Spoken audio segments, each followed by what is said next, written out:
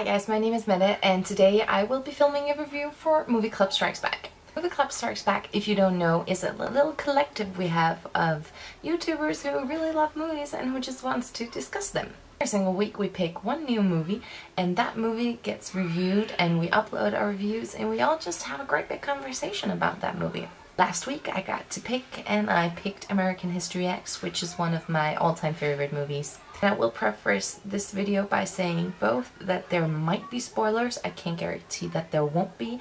I can't guarantee that the spoilers won't be really huge.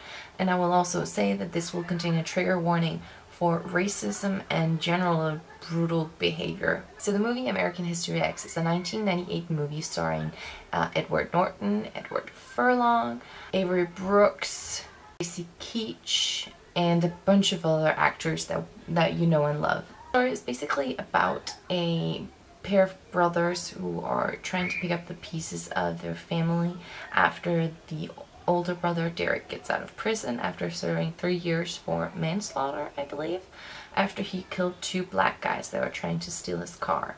Overarching thing about this is the fact that the family, or especially the brothers Derek and Danny, are involved in the neo-Nazi community of Long Beach in California. And so in prison, I think in Chino, he was in, the older brother Derek found the error of his way and is trying now to keep his brother from making the same mistakes because he can see that he is heading on a really bad path as well. The rest of the movie, basically what we're hearing is Danny narrating, and the narration is his essay that he is writing for this task. The whole movie takes place basically over just the span of 1 day.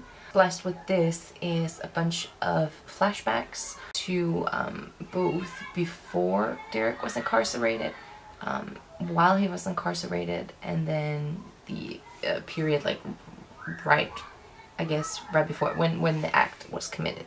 Now, American History X is a very brutal movie. Extremely brutal. It's one of the movies that my dad introduced me to. And it's one of the movies where I'm really glad he was there to watch it with me because it was so unbelievably brutal and something I was not prepared for. It shocked me like no other movie had shocked me before.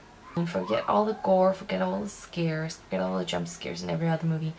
This movie has some of the most grotesque scenes you'll ever see in your entire life, and it's something that will haunt you. Especially one scene in one of the flashbacks, known as the curb stomp scene, is horrific.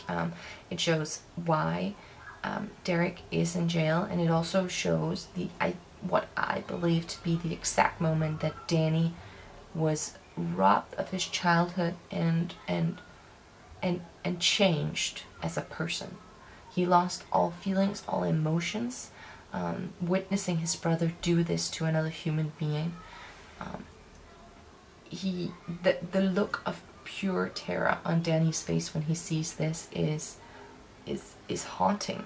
Now, the entire movie is shot normally in color, but all the flashbacks are black and white, which is something I personally really like because I think that it's a very good sort of stylistic thing to do, and I think it also sets the mood very differently.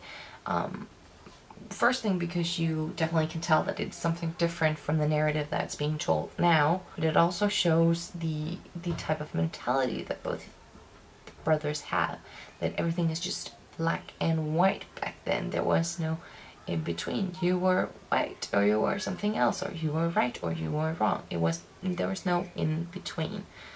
That was how they watched the world, and it makes it seem like it's so simple. There's only 2 things, only 2 sides to the story, and I really like that also because it's very beautiful. Another thing I really liked about it is the use of music. They use a lot of classical music actually, and they use it also a lot in the more violent scenes, and it sets the tone really well. Again, the one word I can use to describe it the best is haunting.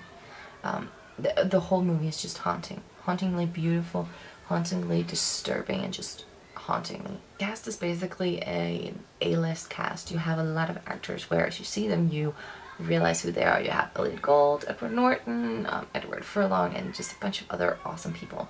Edward Norton was nominated for an Oscar for Best actor. I did not win, unfortunately, but I would have to say that this is one of my best Edward Norton performances ever. Definitely believe that this is one of his strongest roles ever, and he plays it beautifully. The development you see from his character, from sitting at the dinner table discussing race with his father, to him getting out of prison, and all the actions that happen afterwards are stunning, and Edward Norton portrays it absolutely amazingly. The amount of emotion that he puts into this role, and you can see his struggles, very, very, very well done, and I believe him every single step of the way, as I do believe his brother as well. I think everybody in this movie does a very, very stellar job, but Edward Norton is, for me, the best part of this movie because he embodies that role completely. He's, you know, you can see the difference in all the mental states of his character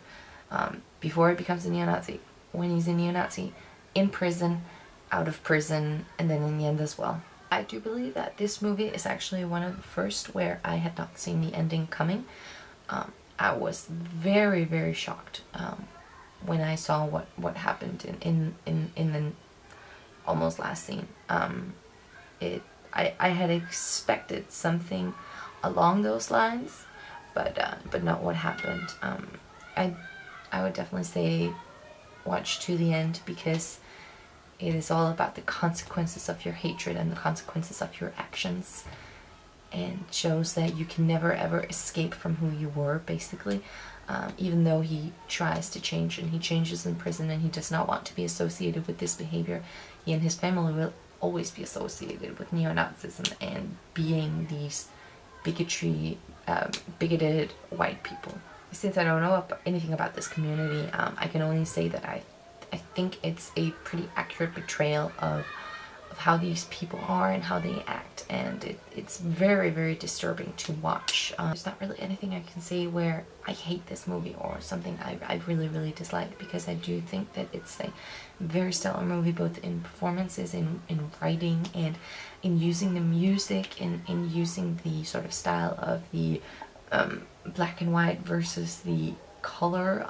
The only thing I don't really understand is the use of slow motion, which they use quite a lot in this movie. I don't know if it's just because they wanted to show it, or if it's just like, hey, now we have it, let's just use it. But that was kind of one of the things where I felt that only in like 1 or 2 scenes would that be useful, and they use it in quite a lot of scenes. Now, one scene to really look out for is the curb stomp scene. It is very, very infamous, and you've probably heard references to it somewhere.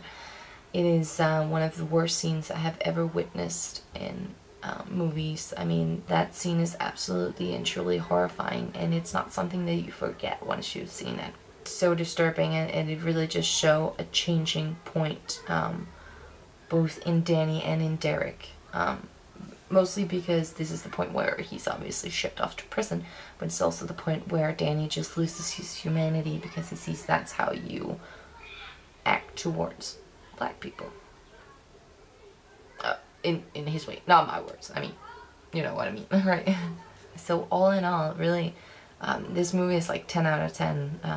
One of my all-time favorites. Definitely something I would recommend, because it puts a spotlight on the issue of racism and bigotry, but obviously it doesn't provide a solution, and that's something I don't really like about it, is that it sort of portrays this relationship, and then you as the viewer have to infer what is meant by it, and from my point of view, it's meant that racism follows you everywhere, and your remarks and your actions will always come back to haunt you, no matter how many times you try to atone for it.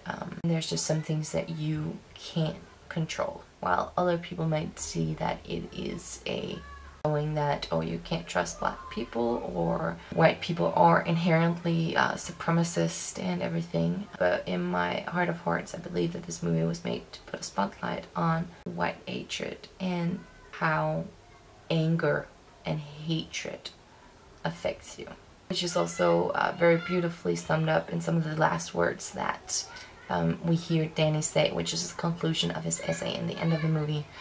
He says, "It is baggage. Life is too short to be mad all the time. It is baggage, and that baggage will drag you down." and it will hurt you for the rest of your life in one way or another. Anyway, those were my thoughts on American History X. I hope you really enjoyed this video, enjoyed this review, or found it helpful.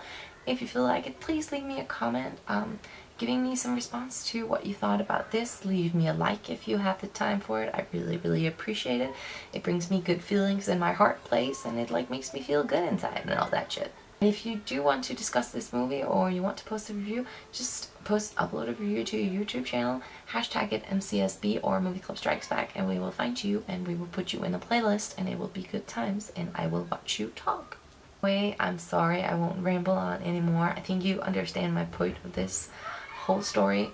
Great movie, great acting, great music, and just overall very beautiful.